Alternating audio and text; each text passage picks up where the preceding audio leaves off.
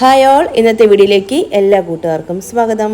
അപ്പോൾ ഇന്നൊരു cleaning day ആണ് കേട്ടോ. അപ്പോൾ നമ്മൾ ക്ലീനിങ്ങും പിന്നെ അതിൻ്റെ കൂടെ തന്നെ ഇപ്പോൾ നല്ല സമ്മറൊക്കെ അല്ലേ, പെട്ടെന്നൊരു കാര്യങ്ങളൊക്കെ നമുക്ക് ഉണ്ടാക്കി കുടിക്കണമെങ്കിൽ പെട്ടെന്ന് റെഡിയാക്കി കുട്ടികൾക്ക് അതിന് പെട്ടെന്ന് ഫ്രിഡ്ജിൽ നിന്ന് എടുക്കുക, വെള്ളം ഒഴിക്കുക, കലക്കുക, കുടിക്കുക, ആ ഒരു രീതിയിലുള്ള ഒരു സ്ക്വാഷും കൂടെ ഞാൻ തയ്യാറാക്കി എടുക്കുന്നുണ്ട് കേട്ടോ. അപ്പോൾ അതൊക്കെ ഉൾപ്പെടുത്തി കൊണ്ടുള്ള വീഡിയോ ആണ്. അപ്പോൾ ആദ്യം തന്നെ ഞാൻ അവിടെ ഒരു കപ്പോളം ലെമണിൻ്റെ ജ്യൂസ് ഒന്ന് പിഴിഞ്ഞൊന്ന് മാറ്റി വെക്കുന്നുണ്ട്. ഇനി ഒരു സോസ് പാനിലോട്ട് 1 കപ്പ് വെള്ളം ചേർത്തെടുക്കാം. വെള്ളം തിളച്ച് വന്നതിന് ശേഷം അതിലേക്ക് ഒരു 4-5 കഷ്ണം ബീട്രൂട്ടിൻ്റെ പീസസ് നമുക്ക് ചേർത്ത് കൊടുക്കാം. എന്നിട്ട് നമുക്ക് അതിലേക്ക് 2.5 കപ്പോളം പഞ്ചസാരയാണ് ചേർത്ത്. ഈ ഒരു അളവ് കറക്റ്റാണ് കേട്ടോ. കറക്റ്റ് മധുരം കറക്റ്റ് പുളിയൊക്കെ കിട്ടും. അപ്പോൾ നന്നായിട്ട് ഒരു പഞ്ചസാര ലൈനിക്ക് ഒന്ന് തിളച്ച് ഒന്ന് തിക്കായി വരണം. അതുവരെ നമുക്കൊന്ന് ഇളക്കി കൊടുത്തുകൊണ്ടിരിക്കാം. അപ്പോൾ നന്നായിട്ടൊന്ന് തിളച്ച് അതിൻ്റെ ഒരു കളർക്കൊന്ന് ഇറങ്ങിയതിന് ശേഷം നമുക്ക് ആ ഒരു ബീട്രൂട്ട് കഷ്ണങ്ങൾ അതിൽ നിന്ന് എടുത്ത് മാറ്റാം. കൂടുതൽ സമയം വെച്ചിരുന്ന അതിൻ്റെ ഒരു ബീട്രൂട്ടിൻ്റെ ഒരു ചുവ ഉണ്ടല്ലോ, അതിറങ്ങാനുള്ള സാധ്യത ഉണ്ട്. എന്നിട്ട് ഈ ഒരു പഞ്ചസാര ലൈനി ഒന്ന് തണുത്ത് വന്നതിന് ശേഷം നമ്മൾ എടുത്ത് വെച്ചിട്ടുള്ള 1 കപ്പോളം ലെമണിൻ്റെ ജ്യൂസ് ഇതിലേക്ക് ചേർത്ത് കൊടുക്കാം. എന്നിട്ട് നന്നായിട്ടൊന്ന് മിക്സ് ചെയ്തിട്ട് ഒന്നും കൂടെ തണുത്ത് വരുന്ന സമയത്ത് നമുക്ക് ഫ്രിഡ്ജിൽ ഒരു ഗ്ലാസ് ജാറിലോട്ട് മാറ്റി സൂക്ഷിക്കാം കേട്ടോ. ഒരു 1-1.5 മാസത്തോളം നല്ല കേടുകൂടാതിരിക്കുകയും ചെയ്യും കേട്ടോ. പിന്നെ അതുപോലെ നമുക്കിത് ലെമൺ ജ്യൂസ് തയ്യാറാക്കാൻ വേണ്ടിയിട്ട് ഒരു ഗ്ലാസ്സിലോട്ട് ഒരു 1/4 കപ്പോളം ആ ഒരു സിറപ്പ് ഒഴിക്കുക. പിന്നെ ആവശ്യത്തിന് വെള്ളം ഒഴിച്ച് നന്നായിട്ടൊന്ന് മിക്സ് ചെയ്യുക. ഐസ് ക്യൂബ്സ് ഒക്കെ ചേർത്തിട്ട് നമുക്കിത് സെർവ് ചെയ്യാം. അപ്പം അത്യാവശ്യം നല്ല ടേസ്റ്റും പിന്നെ നമുക്ക് ഹെൽപ്ഫുൾ, പെട്ടെന്ന് എളുപ്പത്തിൽ ചെയ്യാൻ പറ്റിയ ഒരു കാര്യമാണ് കേട്ടോ. അപ്പോൾ എന്തായാലും ട്രൈ ചെയ്ത് നോക്കും. നോമ്പൊക്കെ വരയിൽ എന്തായാലും ഉപകാരപ്പെടും. പിന്നെ അതൊക്കെ കഴിഞ്ഞിട്ട് പിന്നെ ഒരു പാത്രം കഴുകുന്നതിൻ്റെ ഒരു ക്ലീനിങ്ങിൻ്റെതാണ്. അത് ഞാൻ ജസ്റ്റ് ഒന്ന് സ്പീഡിലൊന്നും ആക്കിയത് തന്നെ കേട്ടോ. ഇത് നോർമൽ നമ്മുടെ ഫുഡ് കൊണ്ടാക്കി കഴിഞ്ഞിട്ടുള്ള പാത്രങ്ങളാണ്. അപ്പോൾ അതൊക്കെ ഒന്ന് നല്ല രീതിയിലൊന്ന് കഴുകി വെക്കുന്നുണ്ടേ.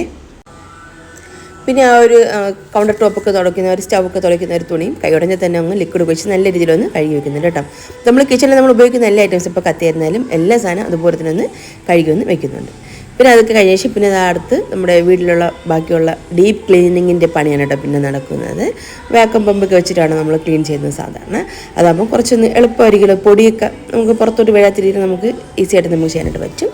അപ്പോൾ ഒന്ന് വാക്വം ഒക്കെ ചെയ്തെടുത്തതിന് ശേഷം പിന്നെ നന്നായിട്ടൊന്ന് തുടച്ചെടുക്കുന്നുണ്ട്. ആ ഒരു ഷോക്കേസൊക്കെ നന്നായിട്ടും തുടച്ച് എല്ലാം ഒന്നും കൂടെ ഒന്ന് അടുക്കി പറക്കി വെക്കുന്നുണ്ട് കേട്ടോ. അപ്പോൾ ഫാനൊക്കെ എനിക്ക് ക്ലീൻ ചെയ്ത് തരാൻ വേണ്ടി എന്നെ ഹെൽപ്പ് ചെയ്യുന്ന എൻ്റെ ഹസ്ബൻഡ് നന്നായിട്ട് സോപ്പൊക്കെ വെച്ച് കഴുകിയിട്ട് പിന്നെ വീണ്ടും 2-3 പ്രാവശ്യം തുടച്ചെടുക്കുന്നുണ്ട്. അപ്പോൾ നന്നായിട്ട് ക്ലീൻ ചെയ്യാം ഫാനൊക്കെ. പിന്നെ അതുപോലെ തന്നെ നമ്മൾ ഇതുപോലെ സിറ്റൗട്ടും ആ ഒരു ഭാഗമൊക്കെ ഇതുപോലെ കഴുകിയാണ് കേട്ടോ ഇറക്കുന്നത്. എപ്പോഴും പൊടി വരുന്ന സ്ഥലങ്ങളല്ലേ ഇതൊക്കെ. അപ്പോൾ അതുകൊണ്ട് തന്നെ നന്നായിട്ട് സർഫ് ഇട്ടിട്ടാണ് ഞാൻ കഴുകുന്നത്. ഈ ഒരു ഇവിടെയൊക്കെ ഞാൻ ലിക്വിഡ് ഉപയോഗിക്കില്ല, സർഫ് ഇട്ടിട്ടാണ് കഴുകുന്നത്. അപ്പോൾ ചിലവും കുറഞ്ഞിരിക്കും, അതുപോലെ പെട്ടെന്ന് അഴുക്കും പോകുമെന്ന് എനിക്ക് തോന്നിയിട്ടുണ്ട് കേട്ടോ. എൻ്റെ ഒരു പേഴ്സണൽ ഒപ്പീനിയനാണ്. അപ്പോൾ അതൊക്കെ വെച്ചിട്ട് നന്നായിട്ട് ഒരു ഗ്ലാസും അതൊക്കെ സൈഡും ആ ഒരു തറയും ഫ്ലോറും പിന്നെ അതുപോലെ തന്നെ നമ്മൾ ഇരിക്കുന്ന ഒരു ബെഞ്ചിക്കല്ല അവിടെ, പിന്നെ അതിൻ്റെ പുറം ഭാഗത്തൊക്കെ നല്ല രീതിയിലൊന്ന് സോപ്പിട്ട് നന്നായിട്ടൊന്ന് കഴുകിയെടുക്കുന്നുണ്ട്. അതിന് ശേഷം പിന്നെ അവസാനം പിന്നെ നമ്മൾ വൈപ്പർ വെച്ചിട്ടൊന്ന് വെള്ളം ഇതുപോലെ ഒന്ന് ആക്കി കളഞ്ഞാൽ മതിയാകും.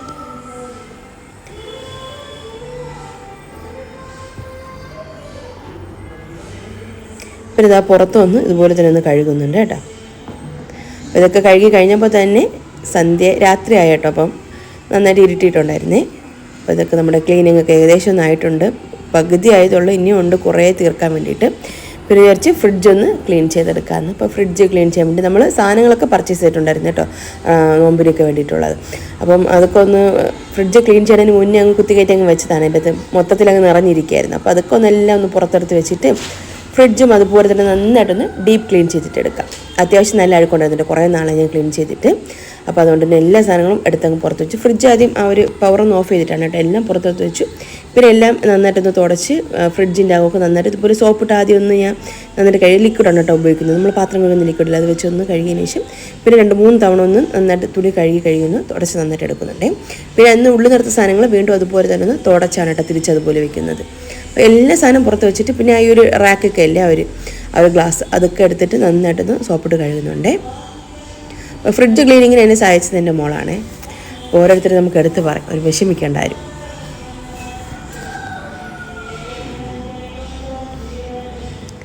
അപ്പോൾ ഫ്രിഡ്ജും നല്ല വൃത്തിയായിട്ട് ഇതൊന്ന് ക്ലീൻ ചെയ്തെടുത്തിട്ടുണ്ട്. പിന്നെ നമ്മൾ ഉണ്ടാക്കിയിട്ടുള്ള ഒരു ബീട്രൂട്ട് സ്ക്വാഷാണ് കേട്ടോ, അതിനെ ഫ്രിഡ്ജിൽ വെച്ചിട്ടുണ്ട്. അതുപോലെ തന്നെ ശർക്കരയൊക്കെ ഇതുപോലെ ഒന്ന് ഉരുക്കി അരിച്ചൊന്ന് വെക്കുന്നുണ്ട്, എളുപ്പത്തിന് വേണ്ടിയിട്ടാണ്.